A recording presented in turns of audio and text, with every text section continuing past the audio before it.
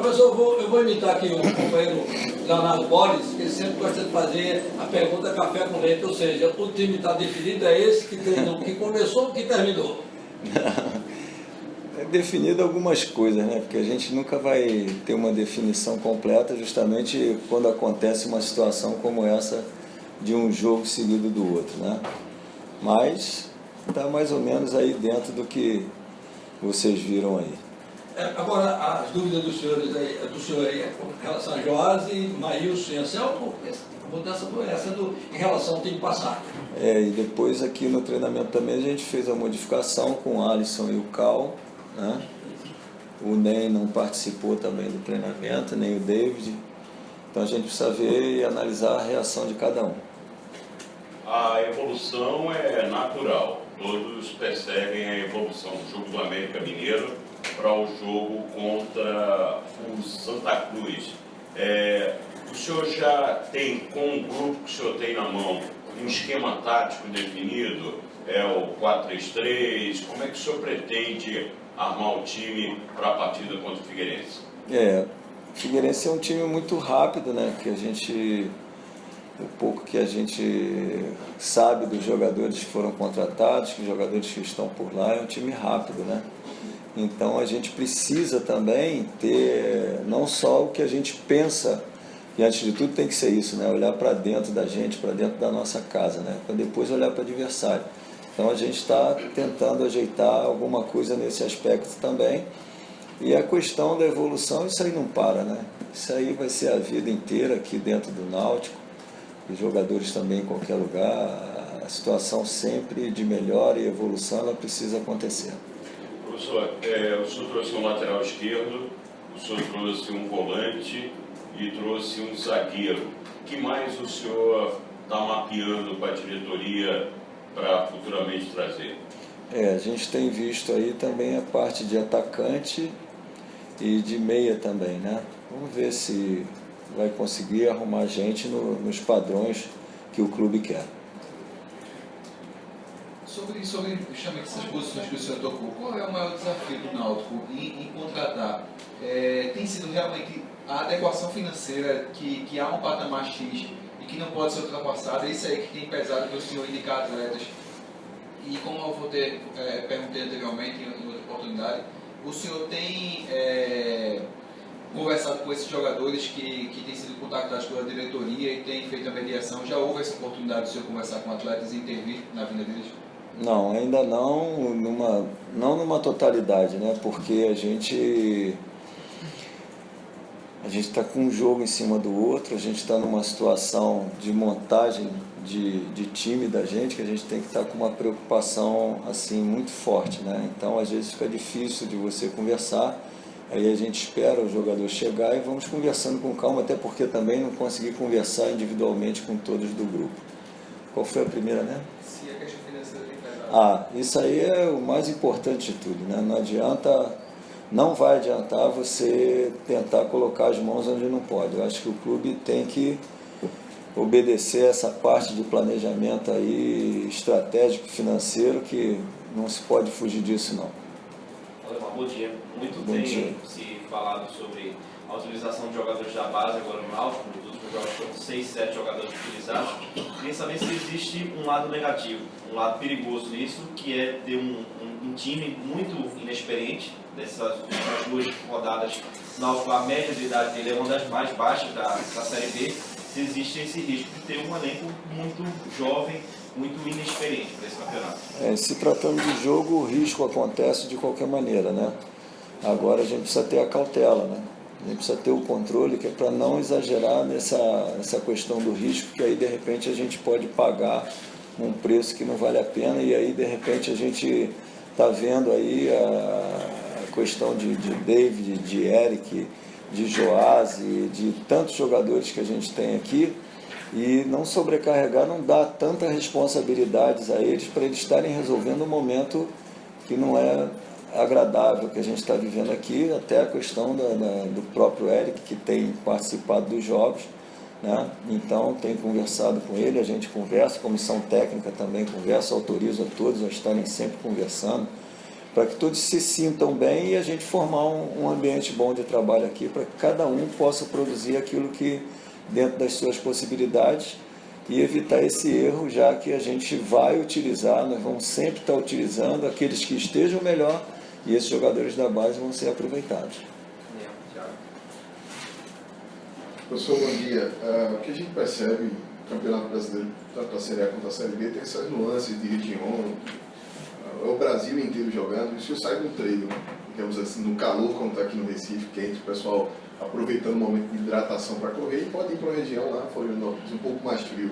Essa aclimatação de jogadores, como é que o senhor está trabalhando essa intensidade de treino? Sai daqui do calor, pode ir para uma região mais fria, e o que o senhor espera que os jogadores se adaptem e não sintam tanto se tiver mudança de temperatura?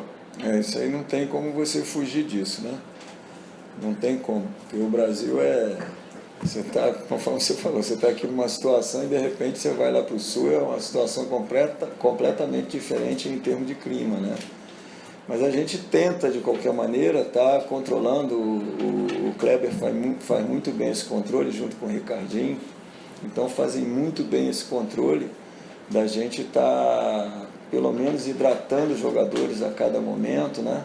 E também está diminuindo a intensidade do treinamento, conforme aconteceu hoje em algumas situações, que é para a gente não estar tendo perda e nem correr esse risco também exagerado, porque essa diferença de temperatura é uma coisa muito considerável dentro de um plano de jogo, né? Porque uma das coisas que eu peço é a adaptação imediata do jogador ao ambiente, né? Ao que ele vai encontrar, e o clima é um elemento aí muito forte. Bom dia, Valdemar. Bom dia. Caso você opte pelo Anselmo e pelo Maílson, em que aspectos a equipe ganha? Ganha na parte técnica, a gente ganha também em altura, né? E a mobilidade dos dois também é muito interessante. Então, e a gente sabe também o que é o Anselmo, a presença diária dele, né? Então a gente está inclinado também para esse lado aí. E vamos ver, tomara que isso dê certo, né? E que a gente consiga, que a gente está tentando fortalecer cada dia aqui dentro, né? A tranquilidade, a paz, para que a gente trabalhe, né? E vendo cada um, conforme eu estou falando, as possibilidades que cada um possa produzir. Valdemar, eu queria que você falasse um pouco da possibilidade da volta do Joásio, né? Ficou muito tempo fora por conta da lesão. Você chegou a conversar com ele? Porque ele sempre jogador, quando passa muito tempo assim, volta às vezes um pouco inseguro. Você chegou a ter uma conversa com ele sobre isso? Não, com ele a respeito não, mas vocês acompanham o treinamento, eu todos os dias meu de treinamento, praticamente eu já peguei o Joásio já em trabalhos diferenciados, até porque ele estaria sem o ritmo de jogo, né? Mas por enquanto o David está cumprindo bem as tarefas ali. O Joásio seria um jogador melhor experimentado em Série B, né? Então a gente está trabalhando com ele e a hora que precisar eu acho que ele vai estar preparado.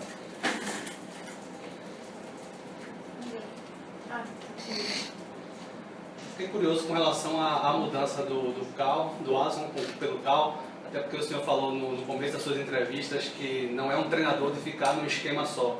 O senhor vem sempre atuando no 4-3-3. O que é que muda com essa mudança? É mais um fortalecimento na criação do time ou no reforço da marcação? A gente tem que pensar das duas formas, né?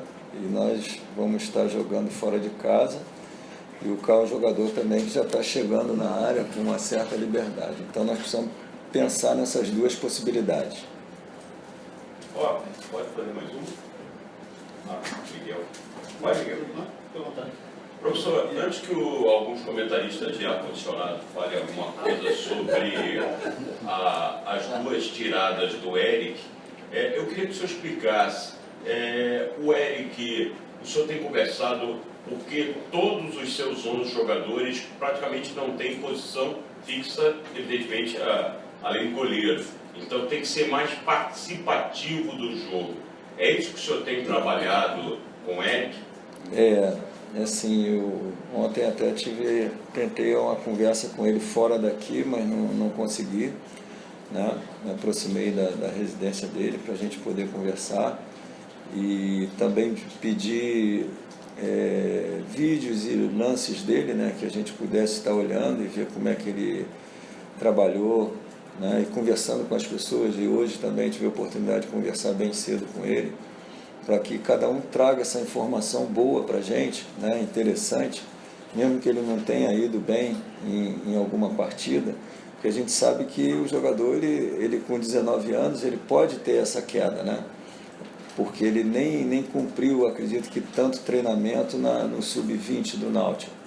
Então, todo o controle em cima dele, eu tenho uma preocupação grande com ele a respeito disso, né? De estar olhando, estou observando coisas dele, conversando com ele e tentar tranquilizar ele que aqui não tem ninguém contra ele, né? Que ele fique à vontade, mas ele mesmo reconhece que ele não foi bem no primeiro, não foi bem no segundo, a maneira dele de ver. Eu acho que erros acontecem na vida da gente o tempo todo, o jogador vai errar de tudo que é maneira, e se ele errou também, ele ficar tranquilo para ele errar de novo. Ele precisa ter essa oportunidade, aliás, todos nós temos a oportunidade disso. O que a gente não pode é a gente ficar batendo nessa tecla aí o tempo todo, sabendo que a gente pode fazer coisas diferentes, e ele vai fazer, eu tenho certeza disso, a gente vai, mas precisa ter calma, né? Não é só com ele, acho que com todos os jogadores da base do Náutico a gente precisa ter calma e ter muito trabalho, porque aí o cara vai adquirindo a confiança diária. Ele não ficou triste, ele chegou a explanar que ficou triste por ter saído, ou o senhor já conversou com ele? Não, essa foi a primeira pergunta que eu fiz a ele, se ele estava triste com essa situação, né? Mas o reconhecimento dele não ter feito o melhor dele na partida, mas a primeira pergunta que eu fiz a ele foi essa. Ô Valdemar, eu vou usar a palavra que você usou agora, essa queda de rendimento do EC, na visão do próprio jogador, reconhecendo isso para o senhor, isso se deve também à forma que o senhor modificou um pouco da característica dele de jogo, porque os dois treinadores anteriores deixavam ele muito livre, solto, para jogar lá na frente, e o senhor não, cobrando um pouco mais de marcação dele. Ele está sentindo nesse sentido? Olha, veja bem, a competição é outra, né? E era um jogo bastante decisivo contra o Santa Cruz, né? E entraram alguns jogadores no Santa Cruz, ou quase todos, uma mesma proposta que a dele, né? De jogar, entendeu? Então, de repente, ele pode ter sentido essa dificuldade, né? Mas, hoje em dia, os jogadores precisam cumprir determinadas funções. Ele é consciente disso, entendeu? Que talvez ele não tivesse ainda uma preocupação grande em determinado setor do campo, né? E é o que eu estou tentando também. A gente precisa, não existe uma fórmula definida, a gente tem um grupo de jogadores e a gente vai definindo com calma, né, uma situação e outra, mas o mais importante mesmo é que ele tá bastante tranquilo com relação a isso e consciente de que nós estamos agora participando de uma competição bastante diferente, bem competitiva. Obrigado. Obrigado.